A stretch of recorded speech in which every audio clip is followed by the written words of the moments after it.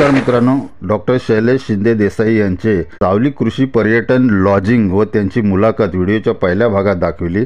तर आता दुसऱ्या भागात त्यांचे कृषी उद्योग व शेतकऱ्याला लागणाऱ्या कृषी सुविधा कोणत्या पुरविल्या जातात हे या व्हिडिओतून पाहूया। आजूबाजूला आमराई कशी आहे आणि ही थोडक्यात आपण जरा त्यांच्याविषयी त्यांच्याकडून माहिती घेऊया।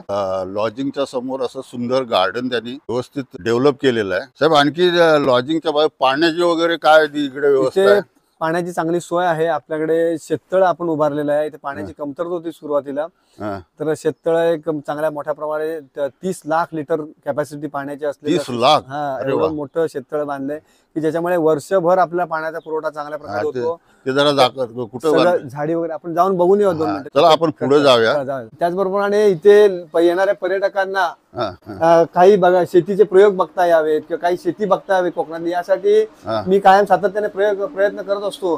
त्यामधून आपल्याकडे इथे गीर गायींचं संगोपन केलेलं आहे। गीर गाई जवळपास आपल्याकडे 10 ते 10 गीर गायी आणि त्यांची वासरं असे मिळून एक 20-25 लोक जनावर गायी आहेत। त्याचप्रमाणे शेळ्या आहेत 100, त्यामुळे गावठी गावरान कोंबड्या आहेत, तर ह्यांचं सुद्धा पालन, म्हैशी आहेत। हे सगळे शहरातल्या मुलांना, त्यातल्या येणाऱ्या पालकांना बघायला मिळावं। दूध कसं काढतात, गायीची वासरं असतात, शेळ्यांची वासरं असतात, छोटी छोटी पिल्लं असतात, तर ती कोंबड्यांची पिल्लं आहेत, त्यांचा एक अनुभव मिळावा यासाठी हे सगळ्या गोष्टी केलेल्या आहेत। त्याचप्रमाणे गिर गायींचं तूप इथे आपण तयार करतो। त्याचप्रमाणे गिर गायींच्या शेणापासून खत तयार होतं, गोमूत्र विकलं, शेणखत तयार होतं, ऑर्गॅनिक मॅन्युअर तयार होतं चांगलं। त्याचप्रमाणे शेळ्यांच्या पासून सुद्धा ते शेळ्यांच्या खत तयार होतं, शेळ्यांच्या लेंडीपासून। तर ह्या प्रयोग इथं आपण चांगल्या प्रकारे केलेला आहे। त्याचप्रमाणे मत्स्यपालन केलेलं आहे। मत्स्यपालन पण आहे, मत्स्यपालन सुद्धा आहे त्या शेततळ्यामध्ये। आंबा काजूची लागवड आहे, त्यामधून लोकांना रोजगार उपलब्ध होतो इथे। काजूचं 50 टन काजूचं प्रोसेसिंग फॅक्टरी आपली स्वतःची आहे। तर हे सगळे ऍग्रिकल्चर रिलेटेड उद्योग आपण एकत्र आहे पाठवून जाऊ बघायला। हे एक लॉजिंग आहे, हे कोकणातलं अगदी टुमदार असं घर आहे। इथे बांबूची झाड आहेत, बांबूची लागवड आपल्याकडे आहे, बांबूची लागवड आहे। आणि कोकणातल्या शेतकऱ्यांना बांबू हा एक चांगला शेतीसाठी पर्याय म्हणून उपलब्ध आहे।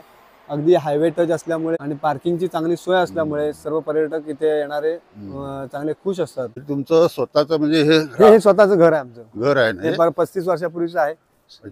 हे पण कौलारू घर आहे? हे सुद्धा कौलारूच आहे। हे काय? हे इथे काजू प्रोसेसिंगची फॅक्टरी आहे।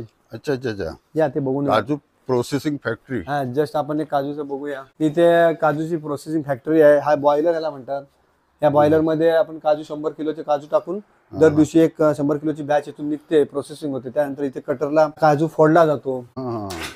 याचे चालू केल्यानंतर याचे काजू फोडून पडतात। फोडले जातात ते। याचे 2 कटर मशीन आहेत। जवळपास 10 लोकांना जवळच्या जवळ रोजगार, सगळ्या सुविधा किंवा उपलब्ध करून दिलेल्या आहेत। इकडे गाई म्हशी आहेत या बाजूला। मित्रांनो, आपण पाहू शकता आंब्याला चांगला असा मोहर आलेला आहे। इकडे केळीची झाड आहेत, केळी आहे, शेवगा लागवड आहे मोठ्या प्रमाणावरती। चांगला उत्कृष्ट गावठी शेवगा आपल्याकडे उपलब्ध होतो। शेवगा, शेगुळ ज्याला म्हणतात, शेगुळ शेगुळ शेगुळ। अच्छा, या दाखवतो शेवगा शेवगा। या आंब्याची बाग दाखवूया। उत्कृष्ट चवीचा असा गावठी शेवगा प्रसिद्ध आहे शिंदेचा। हे जवळपास सांगतो तुम्हाला 2000 सालापासून आहे, 20 वर्ष होऊन गेली या सगळ्या गोष्टी करताना। आणि लॉजिंग आपण 2015 पासून सुरू केलं। पाहू शकता हे हापूस आंब्याचं कलम आहे, त्याला डेरेदार असं हे मोहर फुललेलं आहे। या ठिकाणी हापूस आंब्यांची बागायतच त्यांनी तयार केली। बरीचशी झाड आहेत। किती आहे झाडं साधारण? ही 300 झाड आहेत। हापूस आंब्याची बाग आहे 300। त्यानंतर काजूची बाग आहे। जस्ट काजूची बाग पण दाखवूया। काजूची बाग कुठे आहे? या बाजूला पण पाहू शकता ही हापूस आंब्यांची बाग त्यांनी तयार केली। स्वच्छ अशी बाग करून ठेवली आहे त्यांनी। या ठिकाणी त्यांच्याकडे पूर्ण लोकांना ऑर्गॅनिक खतावरती तयार होतो आंबा। हे ऑर्गॅनिक शेणाचं खत हे पण ते झाडांमध्ये टाकलं जातं, त्याच्यामुळे झाडांना चांगली वाढ होते। हो, त्यांचं पोषण चांगलं होतं। किंवा ही काजूची बाग आहे, काजूची। ही अशी सुंदर अशी छान आमराई आहे। जवळजवळ किती? 300 हापूस, 300 हापूस आणि 700 काजू। 700 काजू। आणि किती एकर मध्ये ही सगळी बाग आहे? ही 15 एकर मध्ये आहे।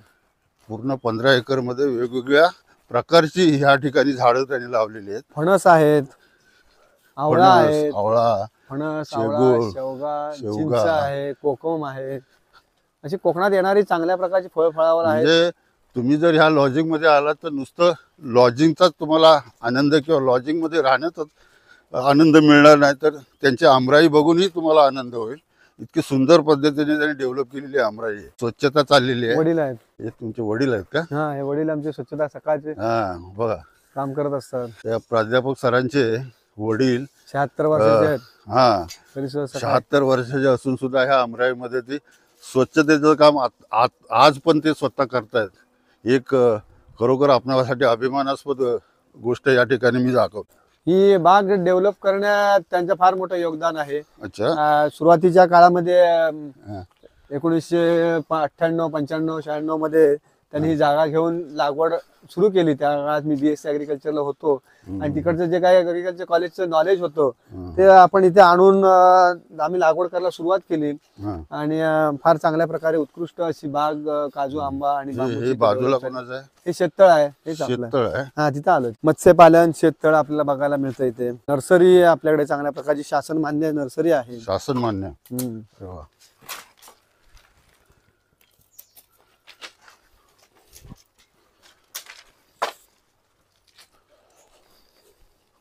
मित्रांनो पाहू शकता आपण, हे त्यांनी शेततळ म्हणून त्यांनी ह्या ठिकाणी डेव्हलप केलेलं आहे.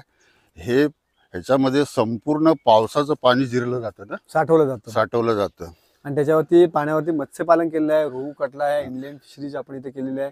त्याचप्रमाणे ह्या पाण्याचा वापर करून नर्सरी आहे आपल्याकडे. गार्डन प्लांट्स, त्यानंतर आंबा, काजू यांची मोठ्या प्रमाणावरती विक्री येते होते. ह्या तळ्यामध्ये मासे आहेत का? रोहू आणि कटला मासा इथे. रोहू आणि कटला मासा पाहू शकता. इथं सुंदर असं तळं त्यांनी डेव्हलप केलेलं आहे. आजूबाजूला पूर्ण अशी आमराई आहे पूर्ण. पण जितकी माहिती पाहिजे तितकी आम्हाला मिळत नाही. पण असे गृहस्थ किंवा असे प्राध्यापक किंवा असे उच्च शिक्षित लोकांकडून आम्हाला ह्या माहिती मिळतात आणि त्या माहिती आम्ही तुमच्यापर्यंत पोहोचवण्याचा प्रयत्न. धन्यवाद. तर मित्रांनो जरूर सगळ्यांनी भेट द्यावं. सगळ्यांचं स्वागत असेल सावली कृषी पर्यटन मध्ये. तर ह्या व्हिडिओसाठी मित्रांनो लाईक झालं पाहिजे, कमेंट आल्या पाहिजे, प्रतिक्रिया आल्या पाहिजे आणि ह्या चॅनलला माझ्या सबस्क्राईब करा आणि जास्तीत जास्त हा व्हिडिओ इतरांना शेअर करा. नमस्कार. धन्यवाद. धन्यवाद.